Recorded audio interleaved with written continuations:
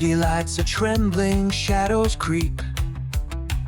A silent vow, a secret I must keep. Underneath this armor, just a heartbeat loud. A hero's face hidden, lost in the crowd. Masked in the moonlight. Welcome back to Heroes Unmasked, surfing the cosmos and the galaxies for 40 years to bring you information that you didn't know you needed or wanted. I am Assad. Today we cover the Green Lantern.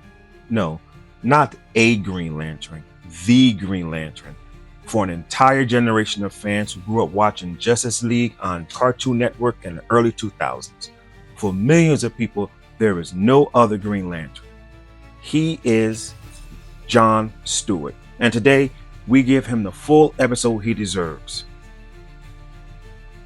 And I'm Stephanie, and I will tell you, I didn't grow up watching Justice League, but I know people who watched that show and who, when you said Green Lantern, they only thought of one man.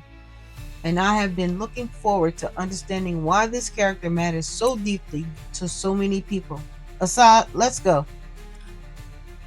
Green Lantern, number 87. December 1971. Writer Dennis O'Neil and artist Neil Adams. The same team that reinvented Batman and Arrow comics to address social issues. On the cover, Hal Jordan is lying defeated on the ground, and a new figure stands over him, holding Hal's body, dark-skinned, fierce-looking, directly into the reader's face. No mask, no captions needed.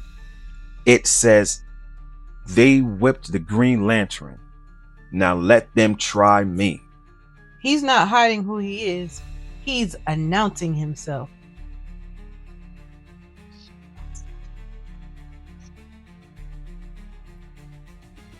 Neil Adams made a deliberate choice to show John Stewart's face on that cover at the time when black characters were almost never centered on covers of superhero comics. He showed his face. He made direct eye contact with the reader. No mask, not because he forgot to put it on, because he chose not to wear one. He refused to conceal his identity. That is a political act. In 1971, a black man said, "I will not hide who I am. I am here. I see you." The story begins with John Stewart intervening when two white officers are harassing black men playing dominoes on a sidewalk. Not breaking the law, just existing. John steps in, cites the law, stands his ground. Hal Jordan and one of the guardians of Oa are watching the whole thing. Hal expresses reservations about giving a power ring to someone with such disregard for authority, and the guardian shuts him down. "We are not interested in your petty bigotries." The Guardian called Hal Jordan's hesitation exactly what it was in 1971 in a DC comic. John Stewart's first appearance is one of the most iconic in comics history. He has to protect a racist politician, a man whose policy John despises, and John does it because the job is to protect people, not to agree with them. But when the politician makes racist comments publicly, John exposes him, tells the cameras exactly who this man is, and the villain's real identity is revealed. He protected the man's life and refused to protect the man's lie. That is integrity. John Stewart was modeled after actor Sidney Poitier by Neil Adams. That was the image Adams had in mind: dignity, intelligence, strength, and a refusal to accept any diminishment of his humanity. That is John Stewart from day one. Let's talk about John's background, because it shaped how he uses the ring in a way that is completely unique. John Stewart is an architect, and later, in a retcon that stuck, a former U.S. Marine Corps veteran became an architect after his service. That background matters enormously after one specific reason. The power ring creates constructs from willpower and imagination. Whatever you can conceive and hold in your will, the ring can build. And an architect builds from the inside out, with structure, with intention, with every piece considered. That's it exactly. DC's official notes note that John Stewart's constructs are never hollow. While other Green Lanterns might create a green fist or a green wall, John builds things down to its last nuts and bolts. His constructs have interior structure, mechanical detail, working components. Because for John, building means knowing what's inside. His, his specific expertise becomes his superpower. The ring is just a tool. His architectural mind is the weapon. And when you combine that with his Marine training, battlefield tactics, chain of command, mission focus, you get the one thing, that strategic mind. The entire Green Corps adores and respects his gangster. He eventually becomes a corps leader, a guardian. He has led missions across sectors of space. He has held the universe together during some of its darkest crises. He went from backup Green Lantern to the backbone of the entire Corps.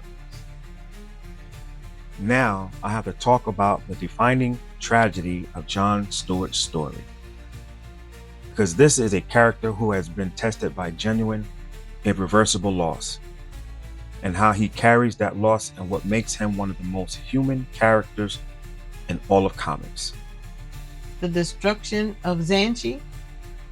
During the Cosmic Odyssey event, John Stewart was assigned to protect the planet Xanshi from destruction. He was overconfident. He underestimated the threat. He made a preventable error, and Xanshi, a planet with a living population, was destroyed. Billions of people died because of John's mistake. He didn't fail because he wasn't trying. He failed because he was arrogant in that moment. And he has to live with the full weight of that. John went into a deep depression. He questioned whether he deserved to be a Green Lantern. He questioned whether the ring should belong to him at all. And around the same time, his wife, Katma, a fellow Green Lantern from the planet Koragar, one of the great loves of his life, was murdered by Star Sapphire while John was away. He lost a planet and his wife in the same period. That is more grief than most fictional characters. And what does John Stewart do with all of that? He doesn't stop. He doesn't quit. He carries it. He accepts that those failures are a part of who he is, and he becomes better because of them. More humble, more careful, more determined to make sure that kind of catastrophe never happens again.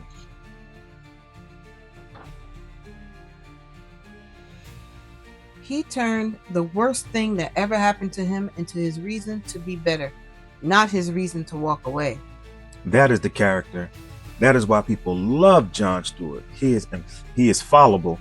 He has made catastrophic mistakes, and he is still here, still fighting for us, for you, still worthy of the ring. Assad, tell me about the Justice League animated series, because this is where a whole generation fell in love with John Stewart. In 2001, Bruce Timm is building the Justice League animated series, a follow-up to Batman, the animated series, and Superman, the animated series. He needs a Green Lantern, and he chooses John Stewart over Hal Jordan. He redesigned John as a no-nonsense former Marine, which the comics later adopted into John's official backstory. The cartoon shaped the comics, not the other way around? The animated John Stewart, voiced by the incredible, magnificent Mr. Phil Lamar, is calm, direct, fearless, and deeply principled. He is the spine of the Justice League team. He provides the moral center and tactical backbone. And for millions of children watching on Saturday mornings and weekday afternoons, he is their Green Lantern, not Hal Jordan, John Stewart. And then those kids grew up and found out Hal Jordan was being centered in the comics and films and wondered, why are we replacing the Green Lantern we know? The backlash to Hal Jordan's prominence over Jon Stewart's from his Justice League generational is real and ongoing, and DC has finally responded. In 2026, Aaron Pierre is playing Jon Stewart in the HBO Lantern series. The character, who was once introduced as a backup who became the main, is now going to have a live action showcase 50 years after his debut. He has always been here. Now the whole world gets to see him. Trivia time! First, Jon Stewart's original debut issue, Green Lantern number 87, can be read in full on DC Universe Infinite right now. It is 54 years old and it reads like it was written yesterday. The social reverence is immediate. Go read it. Consider that assigned reading for this episode, everyone. Second, in Green Lantern Mosaic, his critically acclaimed early 1990s solo series, Jon became the guardian of a patchwork world on Oa. Pieces of different planets with their native populations all forced to live together. He became a mediator between civilizations. The series explored xenophobia, cultural clash, and coexistence in ways that mainstream comics rarely touched. It only lasted 18 issues and is still talked about as one of the most ambitious Green Lantern stories ever written. A mediator between worlds? That is Jon Stewart's whole character in one assignment. And the final one, Wayne T. Carr was cast as Jon Stewart in Zack Snyder's Justice League. He filmed a scene. The scene was cut at Warner Brothers' direction and replaced with a different character entirely. Carr has spoken publicly about how meaningful the role was to him and how painful the removal was. The fact that Jon Stewart is now central to DCU's Lantern series is, in part, a reckoning with that decision. The industry tried to sideline him again, and the audience said no. 50 years of saying no. That's a wrap on Jon Stewart, the Green Lantern who showed up without a mask and looked the whole world in the eye and said, "Let him try me." He has never won't stop saying that. Jon Stewart is one of the most important characters in DC Comics history. Not just Black Comics history, all of it. He changed what the Green Lantern's mantle could mean and who it could belong to. And 50 years later, he is finally getting his due. Read Green Lantern Corps by Jeff Johns and David Gibbons for the Essential Stewart art. Green Lantern War Journal from 2022 is the modern jumping off point. And watch Justice League Unlimited from beginning to end. And tune in to Lanterns on HBO when it airs. Aaron Pierre as Jon Stewart. I can't wait. Until next Sunday, in brightest day, in blackest night, no evil shall escape our sight. Stay masked, everyone. I'm Stephanie. I am Assad. And this is Heroes Unmasked.